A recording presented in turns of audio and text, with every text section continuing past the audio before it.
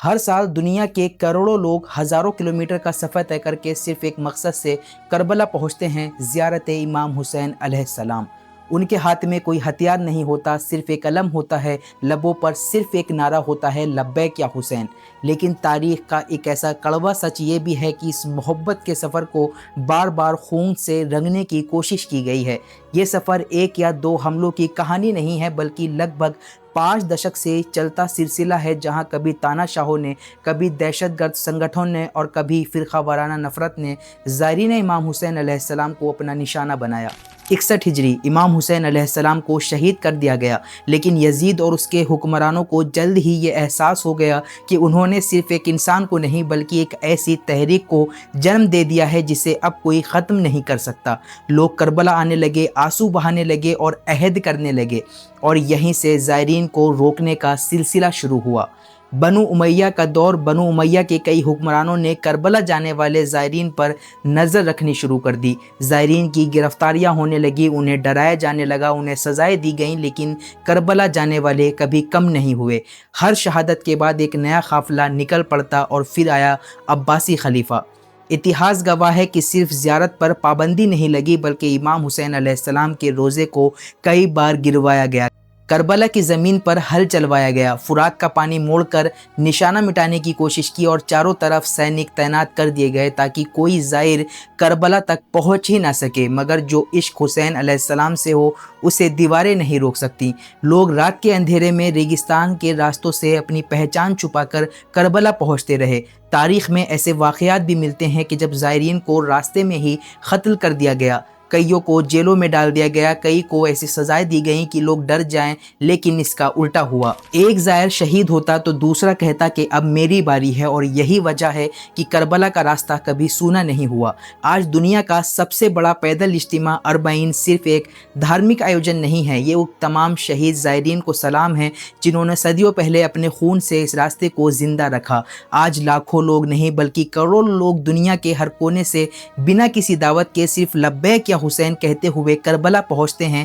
یزید چلا گیا، متوکل چلا گیا، ساری سلطنتیں مٹ گئیں، لیکن کربلا آج بھی آباد ہے۔ روضہ امام حسین علیہ السلام آج بھی روشن ہے، اور زائرین آج بھی اسی شوق سے کہتے ہیں لبیک یا حسین۔ سال 1977 صدام حسین کی حکومت اربعین کی پیدل زیارت پر پابندی لگا دی گئی، لیکن عاشق حسین نہیں رکے۔ ہزاروں لوگ نجف سے کربلا کی طرف نکل پڑے، حکومتوں نے گرفتاریاں کی، گولیاں چلیں، اور اس واقعے کو آج سفر انتفاضہ کے نام سے جانا جاتا ہے۔ پھر آیا ایران عراق وار۔ 1980 سے 1988 تک 8 سال کی جنگ، سرحدیں بند رہیں، زیارتیں کرنا ناممکن سا ہو گیا تھا۔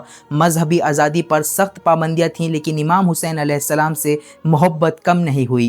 1991 صدام کی فوج نے شہر پر حملہ کیا، یہاں تک کہ امام حسین علیہ السلام کے حرم کے آس پاس بھی گولی باری ہوئی، ہزاروں لوگ مارے گئے، شہر کو بھاری نقصان ہوا۔ لیکن صدام کا دور ختم ہونے کے بعد بھی خطرہ ختم نہیں ہوا۔ اب میدان میں تھا القاعدہ اور بعد میں ISIS۔ 2004 عاشور کے موقع پر کربلا اور بغداد میں کئی دھماکے ہوئے، سینکڑوں زائرین شہید ہوئے۔ دنیا نے دیکھا کہ امام حسین علیہ السلام کے چاہنے والوں کو اس کے سب سے مقدس دنوں میں نشانہ بنایا گیا۔ اس کے بعد 2007، 2009، 2010 اور 2011 اربعین کے راستوں پر کربلا جانے والے قافلوں پر بار بار سوسائڈ بامبنگز اور کار بامبز ہوئے، لیکن ہر حملے کے بعد زائرین کی تعداد کم ہونے کے بجائے اور بڑھتی گئی۔ 2016 حلہ کربلا سے لوٹتے زائرین کی بسوں کو ٹریک بام سے نشانہ بنایا گیا، درجنوں لوگ شہید ہوئے اور ISIS نے اس کی ذمہ داری لی۔ اور اگر آپ کو لگتا ہے کہ یہ درد صرف عراق تک محدود ہے تو نہیں، پاکستان کا پارا چنار دشکوں سے شیعہ آبادی مجلس کر رہی ہے، جلوس کرتی ہے اور زیارت کے قافلے، مگر بار بار ظلم، دہشت گرد اور خونی حملوں کا شکار بنتے رہے ہیں۔ ایران اور عراق جانے والے مسافروں پر کئی بار حملے ہوئے ہیں۔ تاریخ بدلتی ہے، حکومتیں بدلتی ہیں، دہشت گرد سنگٹھنوں کے نام بدلتے رہے، لیکن نشانہ آج بھی وہی ہیں، زائرین امام حسین علیہ السلام۔ اور شاید یہی امام حسین علیہ السلام کے پیغام کو سب سے بڑی طاقت ہے کہ جتنے حملے بڑھے اتنے ہی زیادہ قدم نجف سے کربلا کی طرف بڑھتے رہے۔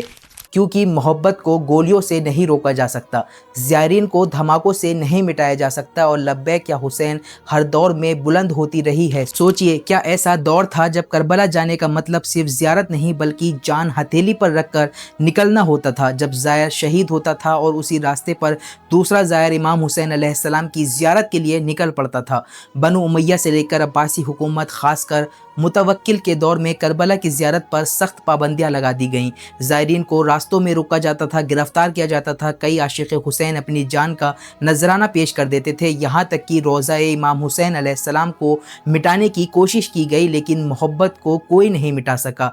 एक शहीद होता था तो दूसरा ये कहता था कि अगर मेरी जान भी चली जाए तब भी मैं इमाम हुसैन अलैहिस्सलाम की ज़ियारत करने ज़रूर जाऊँगा। और आज अरबईन में करोड़ों ज़ायरीन करबला पहुँचना उन शहीद ज़ायरीन की उसी कुर्बानी का सिलसिला है। इतना सख्त दौर था कि ज़ियारत इमाम हुसैन अलैहिस्सलाम के लिए निकलना अपनी जान हथेली पर रख कर निकलने के बराबर था। बहुत से ज़ायरीन राह करबला में शहीद हो गए, मगर इश्क़ हुसैन अलैहिस्सलाम का सफ़र कभी नहीं रुका। एक ज़ायर शहीद होता तो दूसरा उसी राह पर करबला की जानिब रवाना हो जाता। अल्लाह तमाम ज़ायरीन इमाम हुसैन अलैहिस्सलाम को महफूज रखें। इलाही आमीन।